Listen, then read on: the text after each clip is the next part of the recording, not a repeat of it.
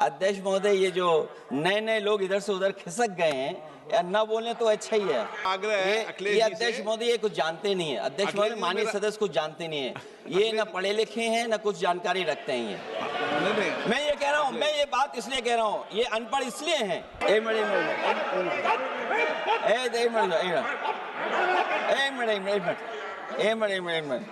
सभापति महोदय, मैं कुछ बातें ऐसी कहना चाहता हूं जो हम लोगों ने अपनी आंखों से देखा, और जिस इलेक्शन कमीशन से हमें ये उम्मीद थी कि निष्पक्ष काम होगा, निष्पक्ष कार्रवाई होगी, वो हमें कहीं देखने को नहीं मिली। मैं सबसे पहला उदाहरण ये देना चाहता हूं कि एक रामपुर का बाई इलेक्शन जो लोकसभा का हुआ, जब लोकसभा का चुनाव बाई इलेक्शन रामपुर का हो रहा था, तो भारतीय जनता पार्टी की सरकार के मुख्यमंत्री जी और पूरी भारतीय जनता पार्टी ने यह तय किया था कि समाजवादी पार्टी यहां से नहीं जीतेगी, यहां से भारतीय जनता पार्टी जीतेगी। और ये आशंका हम लोगों को थी कि हर तरीके से हम लोगों को दबाया जाएगा, हर तरीके से चुनाव में धांधली की जाएगी। और जिस समय चुनाव शुरू हुआ, वो चीजें हम लोगों को देखने को मिली। सभापति महोदय, वोटिंग के दिन, जिस दिन वोट पड़ रहा था, उस दिन हम लोगों ने देखा कि किस तरीके से पुलिस और पूरा प्रशासन इस बात पे लगा हुआ था कि कोई भी वोटर घर से न निकले। रामपुर का बाई इलेक्शन हमने ऐसा देखा जहां पर पूरा पुलिस प्रशासन, भारतीय जनता पार्टी की सरकार ये कोशिश में लगी थी कि मतदाता बाहर ना निकले, और पहली बार भारतीय जनता पार्टी वहां से चुनाव लोकसभा का जीती। ये बाई इलेक्शन लोकसभा की बात कर रहा हूं मैं, और एक एक घटना की सूचना हम लोगों ने इलेक्शन कमीशन को दी है। एक एक घटना के पुलिस क्या कर रही है, पुलिस कहां बैरिकेडिंग लगाई है, पुलिस कहां रोक रही है, कौन पुलिस का अधिकारी कहां जा रहा है, डीएम क्या कर रहे हैं, कमिश्नर क्या कर रहे हैं। और उसके बावजूद भी इलेक्शन कमीशन ने एक भी किसी के खिलाफ कार्रवाई नहीं की। अध्यक्ष महोदय, जब हम ये बात समझ गए कि इलेक्शन कमीशन बायस्ड है, अध्यक्ष महोदय ये जो नए नए लोग इधर से उधर खिसक गए हैं, या न बोले तो अच्छा ही है। एक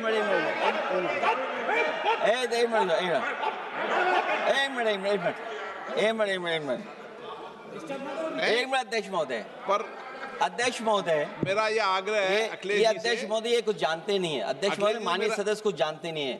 ये न पढ़े लिखे हैं न कुछ जानकारी रखते हैं। ये मैं ये कह रहा हूं, मैं ये बात इसलिए कह रहा हूं, ये अनपढ़ इसलिए हैं। अध्यक्ष महोदय, मैं ये बात इसलिए कह रहा हूं कि जो जो घटनाएं मैं बता रहा हूं, मैंने एक एक घटना इलेक्शन कमीशन को टैग किया है, एक एक वीडियो इलेक्शन कमीशन को दिया है, एक एक पत्र लिखा है इलेक्शन कमीशन को। अगर एक भी कार्रवाई की हो तो मुझे बता दें, अगर ये जानते हो। और दूसरा, मैं अध्यक्ष महोदय मैं दूसरा बताना चाहता हूं आपको। अध्यक्ष महोदय, चुनाव जीते जाते हैं, हारे जाते हैं। कभी कोई चुनाव जीतता है, कभी कोई चुनाव जीतता है। एक समय था जब हम लोग कांग्रेस पार्टी से लड़ते थे, और एक समय आ गया कि जब हम आपसे लड़ रहे हैं। चुनाव कभी ये जीतते हैं, कभी वो जीतते हैं, कभी मैं जीतता हूं। एक समय था अध्यक्ष महोदय, मैं 5 लोकसभा का सांसद था यहां। इस बार हम लोग भारतीय जनता पार्टी को दूसरे नंबर करके सबसे 1 नंबर पे समाजवादी पार्टी आई।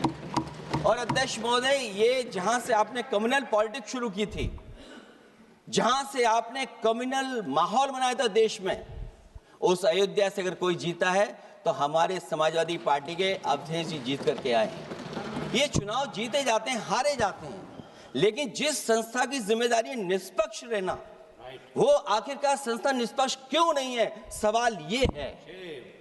और सवाल मैं यहां से उठाता हूं बाई इलेक्शन का। मैं 3 बाई इलेक्शन का उदाहरण देना चाहता हूं आपसे अध्यक्ष महोदय। नहीं, बाई इलेक्शन पर चर्चा नहीं हो रही। नहीं, मैं नहीं, जब तक आप अध्यक्ष महोदय चीज जानोगे नहीं, अगर मैं एग्जांपल नहीं दूंगा कि इलेक्शन कमीशन क्या कर रहा है, तो अब मैं रिफॉर्म क्या मांग करूंगा। अध्यक्ष महोदय, जब तक मैं घटना नहीं बताऊंगा, मैं पहला बाई इलेक्शन बताना चाहता हूं। ओके, मानिए आपका नंबर आ गया। अगर आप रिफॉर्म पे बात कर रहे हैं तो आपको घटनाएं क्या हुई वो बात तो करनी पड़ेगी। बोलिए। अध्यक्ष महोदय, मैं बाई इलेक्शन मिल्कीपुर की बात करना चाहता हूं। बाई इलेक्शन मिल्कीपुर जो अयोध्या क्षेत्र में आता है, इलेक्शन कमीशन को हम लोगों ने शिकायतें की, यहां धांधली होने जा रही है, चुनाव को हराया जाएगा। वहां की सरकार ने मिलकर के किस अधिकारी को पोस्ट करना है, किसको प्रिसाइडिंग ऑफिसर बनाना है, और हम लोगों ने रंगे हाथ पकड़ा लोगों को। एक व्यक्ति को पकड़ा, वो 6 वोट के डाल के आ रहे थे। एक व्यक्ति को पकड़ा जो दूसरी विधानसभा से थे। एक मंत्री जी भाग गए जो हजारों लोगों को लेकर के उस विधानसभा में आए हुए थे। तो ये बातें मैं इसलिए बता रहा हूं कि अगर हमें रिफॉर्म करना है तो रिफॉर्म तभी संभव है जब हमारा इलेक्शन कमीशन निष्पक्ष होगा। इसलिए अध्यक्ष महोदय, मैं कांग्रेस पार्टी के सुझाव से सहमत हूं कि पहला सुझाव उन्होंने दिया है, और हम समाजवादी पार्टी के लोग भी ये मानते हैं कि जो इलेक्शन कमीशन के अपॉइंटमेंट का जो तरीका है वो तरीका बदला जाए। वो कम से कम ऐसा हो, पारदर्शी हो, निष्पक्ष हो, दिखे कि हमारी भी कुछ भागीदारी है। क्योंकि जो व्यवस्था पहले थी उस व्यवस्था को अगर बदलने का काम किसी ने किया तो भारतीय जनता पार्टी ने किया है। इस व्यवस्था को बदलने का जो सुझाव कांग्रेस पार्टी की तरफ से है उस सुझाव से हम सहमत हैं। दूसरा सुझाव जो कांग्रेस पार्टी ने दिया है, थोड़े दिनों बाद सुधार आया है कांग्रेस में, इसके लिए हम उनको धन्यवाद और बधाई देते हैं। उन्होंने कहा, और अध्यक्ष महोदय मेरा भी सुझाव है कि इलेक्शन बैलेट पेपर से होना चाहिए, और इसलिए होना चाहिए कि बहुत प्रश्न लग रहे हैं, बहुत उंगली उठ रही है, इलेक्ट्रॉनिक चीजों पे बहुत सवाल खड़े हो रहे हैं, और केवल भारत के अंदर लोकतंत्र में नहीं, दुनिया के लोकतंत्र में। और ये जो लोग कुछ कह रहे हैं इलेक्ट्रॉनिक की बात और टेक्नोलॉजी की बात कर रहे हैं, मैं उनसे कहना चाहता हूं कि भारत और जर्मनी की तुलना कर लें, भारत और अमेरिका की तुलना कर लें, भारत की और जापान की तुलना कर लें, हम कहां खड़े हैं। अगर वो संपन्न देश जो टेक्नोलॉजी में हमसे कई गुना आगे हैं, अगर वो स्वीकार नहीं कर रहे ईवीएम, तो आखिरकार हम ईवीएम को क्यों स्वीकार कर रहे हैं। अगर उन देशों में लोकतंत्र है और बैलेट से वोट पड़ रहा है तो यहाँ पर भी बैलेट से वोट पड़ना चाहिए। और जो मेरी जानकारी जहाँ तक पहुँचती और जानकारी है मुझे, वो जानकारी ये कहती है कि जर्मनी में अगर आप ईवीएम से वोट डालेंगे तो वो अनकॉन्स्टिट्यूशनल माना जाएगा। सोचो, जर्मनी जैसा देश बैलेट पेपर से वोट डलवा रहा है, तो आखिर भारत जैसा देश हम बैलेट पे क्यों नहीं जा रहे हैं। जो रिफॉर्म की बात आई है, सबसे पहला सवाल यही है कि रिफॉर्म का मतलब क्या होता है। जब कोई चीज अपने मूल रूप स्वरूप में होती है तो उसे फॉर्म कहते हैं।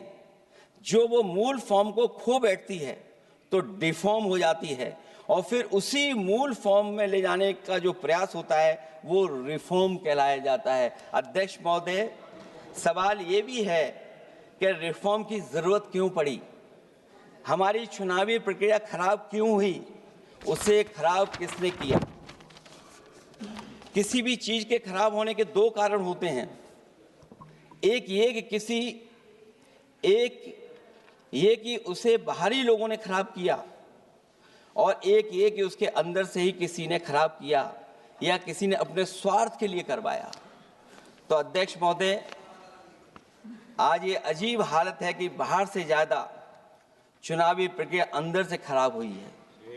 और ये उदाहरण इसलिए मैं देना चाहता था बाई इलेक्शंस के और लोकसभा के इलेक्शन का, क्योंकि जिस तरह की शिकायतें की गई थीं, अध्यक्ष महोदय, एक भी शिकायत पे कार्रवाई नहीं हुई। एक और मैं उदाहरण देना चाहता हूं, फर्रुखाबाद का चुनाव लोकसभा का, हालांकि और लोकसभा के चुनाव को मैं नहीं कहूंगा, लेकिन फर्रुखाबाद का लोकसभा का चुनाव जो पिछली बार 2024 में बड़े करीब से मैंने देखा। वहां के जिलाधिकारी, वहां का पुलिस का प्रशासन पूरे दिन लाठी चलाता रहा, और कभी लाइट जाती थी, कभी लाइट आती थी। जब हम लोगों ने जानकारी करने की कोशिश की कि आखिरकार क्यों हो रहा है, तो पता लगा कि उन्हें रिजल्ट बदलना है। तो उत्तर प्रदेश का इस तरह एक रिजल्ट नहीं बदला गया, कई जगह रिजल्ट बदला गया। हम इलेक्शन कमीशन के सामने खड़े रह गए कि इलेक्शन कमीशन को बताते रहे कि धांधली हो रही है, लेकिन इलेक्शन कमीशन ने कोई सुनवाई नहीं की।